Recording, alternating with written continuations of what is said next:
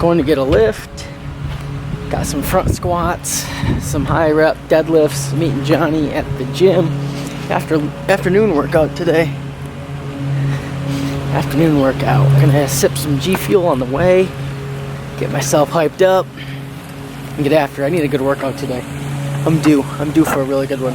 One of those brutal lifts. Alright, so in the gym, just finished up my warm-ups. Got Johnny over there. He's getting ready to hit a front squat. Front squats today, sets of 8, 4 sets of 8. We're gonna work up to one heavy set of 8 and then drop down a little bit for the other 3 sets.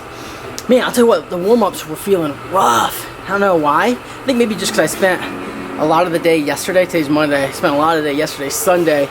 Took off from the gym and just spent a lot of time in my office working. So I was sitting down at my desk most of the day.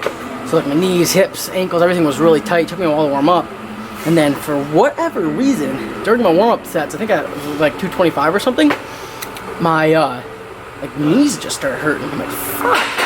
So I actually didn't know how the day was gonna go, but then I rolled out a little bit and everything kind of loosened up and it's feeling pretty good. So last week I used 325 for my heavy set. Now I'm gonna use this week 330. So 330 front squat for a set of 8, and then I'll probably drop down to, I don't know, maybe 305 or something like that for my other sets.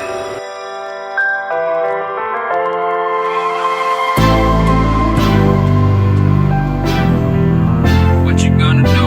What you gonna do? What you gonna do? What you gonna do? This is just for us now.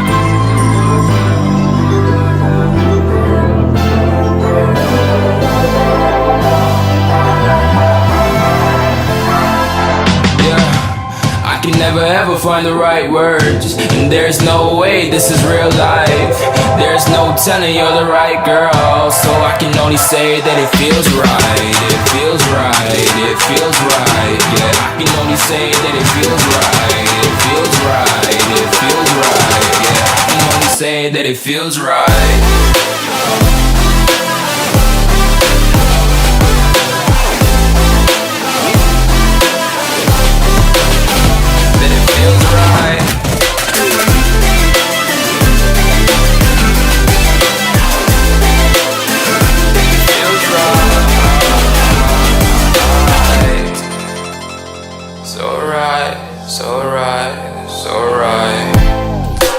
Going with the gut, never had a doubt, felt like this is just a must. Put me in perspective, I'm the deepest in the cut. Everybody tuning in, but this is just for us now. We know I ain't ballin' yet, hoes wanna holler, oh no, I don't call them back. Girl, let me see you hold it down, we gon' have a blast. Cause I just wanna know what you gonna do with all of that. Ain't gotta say a word, I know what's up, you can have it all.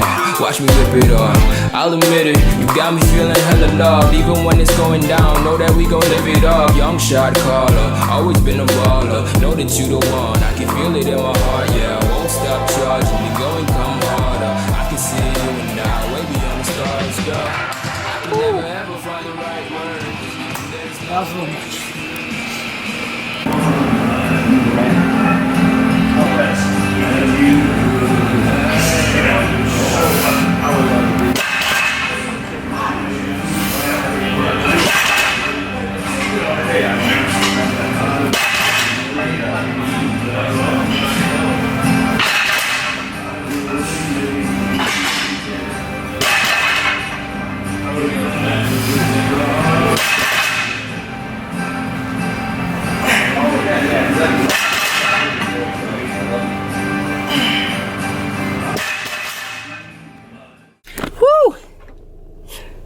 All right, that workout was brutal.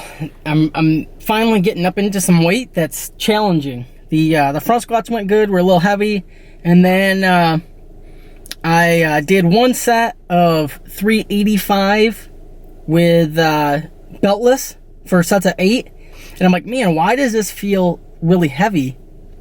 Like, I mean, the first set was fine, but then I went to do my second set, and I was like, man, why does this feel so heavy? I feel like I crushed the beltless sets the previous week, and then I realized I only did half the work beltless, and the other half I used a belt. So that's what I ended up doing this week. But overall, felt good. Finished up with did front squats, did the deadlifts, then did a little superset of lying leg curls with just a chest supported row, nothing crazy, and went home. So just 4 exercises, nothing more than that. Got the job done. Good workout. Hungry, gonna go up and eat. Got some work to do. It's like 5 o'clock right now. All right, that's it. We good? What's up, guys? Kyle Hunt from Hunt Fitness TV, and I'm going to teach you guys how to bench press. And not just bench press, but how to execute the bench press to lift the most weight possible.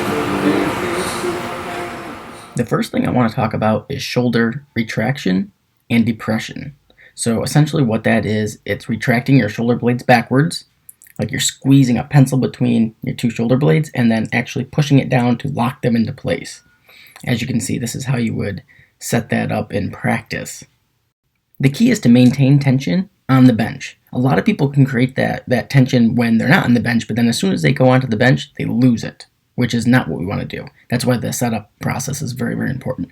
Now, next up, I want to talk about the arch. The bench press arch gets a lot of hate, especially in YouTube comments, but there's a reason powerlifters do arch on the bench press. And the main reason is because it allows you to lift more weight. The arch allows you to lift more weight because it shortens the range of motion. But in addition to that, it also puts your shoulders in a better position, a more stable position as well. As you can see in the video here, this is me benching with a flat back. It creates a longer range of motion, and it actually puts your shoulders in a very unhealthy position. And that's why a lot of people have shoulder pains when they're bench pressing. Next up, I just want to really talk about foot position here. Notice how my feet are flat. The leg drive is very important, and something that you're going to have to take, it's going to take some time to learn. But this is the biggest mistake I see in terms of feet position. People are constantly moving their feet when they're bench pressing, like I'm showing right here. This is not what you want to do at all. Keep your feet stable and don't move them. Next up, we're going to go really rapid fire here. Grip position. Look at my wrist. Notice how my wrists are straight. A lot of people bend the wrist back. That's, again, another mistake. You don't want to do that. Grip the bar tight and keep your wrists straight. Now, in terms of grip width, it's very personal. Some people are going to do better with a little bit closer grip, as I'm showing here, but then most people, generally speaking, are going to be stronger with a wider grip. So don't be afraid to go a little bit wider. I'm exaggerating a little bit here, especially with arm length. Like I'm a T-Rex. I have short arms, so I have a little bit closer grip. But if you're a taller guy, longer arms, longer limb person, you're going to benefit with a little bit wider grip. Rack height is something that is commonly overlooked, and you don't want to do that. That's why you'll always see me benching in a squat rack. Now, if you don't have that available and you have to use a pre-racked bench, make sure you use a setting that allows you to just get the bar out of the rack. You don't want it too low or too high because it's going to affect your positioning. Next up, elbows. This is another common mistake a lot of people make. Benching with flared elbows not only limits how much weight you can use, but it also, again, puts your shoulders in a very bad position. Tuck your elbows a little bit on the way down, and it's okay if you flare them a little bit on the way up, but not excessively. I want to wrap up going over a couple more mistakes. One, head positioning. You got to keep your head on the bench. It looks ridiculous when you lift it off, and it's not a good practice to get into. Next up, we all love the people who do half reps. We got the half repper who only goes halfway down, and then we also have the half repper that only goes halfway up. Don't be either one of these guys. Full range of motion is best for strength and muscular development. And then, of course, you have the guy who bounces the bar off his chest. If you compete in powerlifting, I think you should pause every single rep.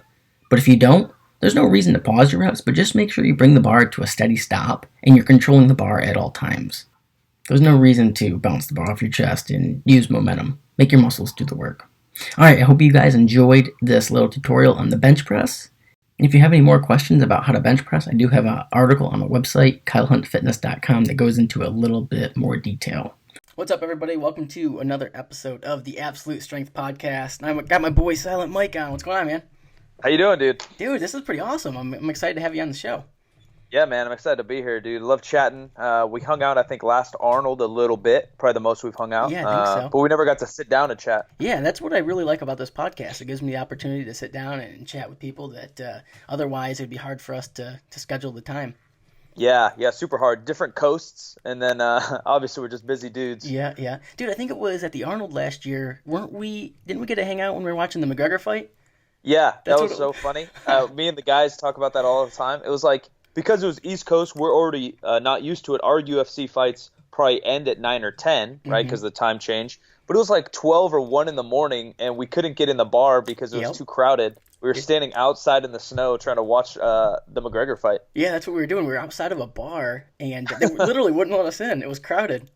Yeah, well, because Columbus, man, there's only like 3 bars to go to, and Arnold Weekend brings in so many people. Yeah, I think it was right next to our hotel. We walked over there, and we just thought we'd be able to like walk into some place and sit down and watch it, but it was crazy. Yeah, I think it was maybe Ronda Rousey's fight too, or maybe Holly Holm's second. Yeah. Holly Holm's second fight, and then the first McGregor Diaz, I think. Yeah, that was a crazy fight. Yeah, I think it was when Holly Holm got beat by Miesha Tate, right? Yeah. Both the fights were pretty good. Yeah, that was a pretty sick card actually when you think about it. Yeah, it was good. Yeah, it was good. Besides the freezing cold weather. Yeah. Did you watch the second Diaz and McGregor? I don't think I did. I saw the replays, but I didn't watch it live. I haven't watched anything lately besides I went live to Uriah Faber's last fight, which actually I guess wasn't technically a pay-per-view. It was a fight night or something. All right, but that was here. Got a package in all the way from Australia.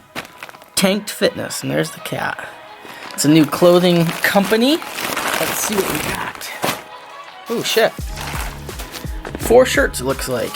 Looks like they gave me the full collection. We got the blue and yellow, black and white, red and white, white and black. Really cool. Cat, get out of here. What you doing, Cat? What you doing, Cat?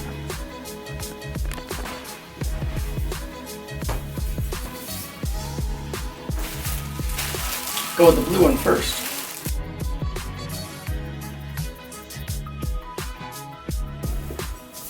Really nice material. Oh shit. It's nice and snug. Oh, I'm jacked in this. So this was a medium. Probably should have went with the large, but I like the snug fit. These of course haven't been washed, so we'll see how they fit when they're washed.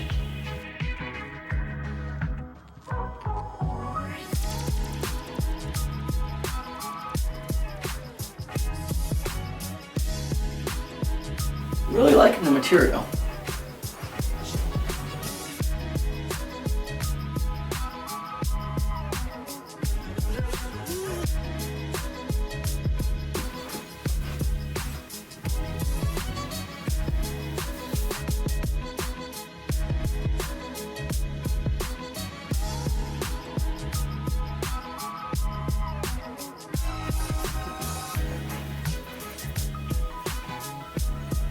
So the shirts fit a little snug. Awesome material. Really, really nice, high quality material. I like the shirts. Huge thank you to Tanked Fitness.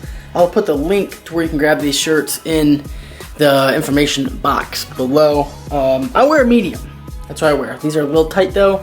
So honestly, it really depends on how you like to wear your shirts. If you like them super tight, then just go order them to size. However, if you like them a little bit loose fitting, like me personally, I mean, I like shirts tight. I like them loose. I'm not that overly picky, so it doesn't really matter. I'm easy to please when it comes to how shirts fit. But if you want them a little bit loose, how I would probably, if I was gonna order them, I would probably get a large. So just kind of keep that in mind.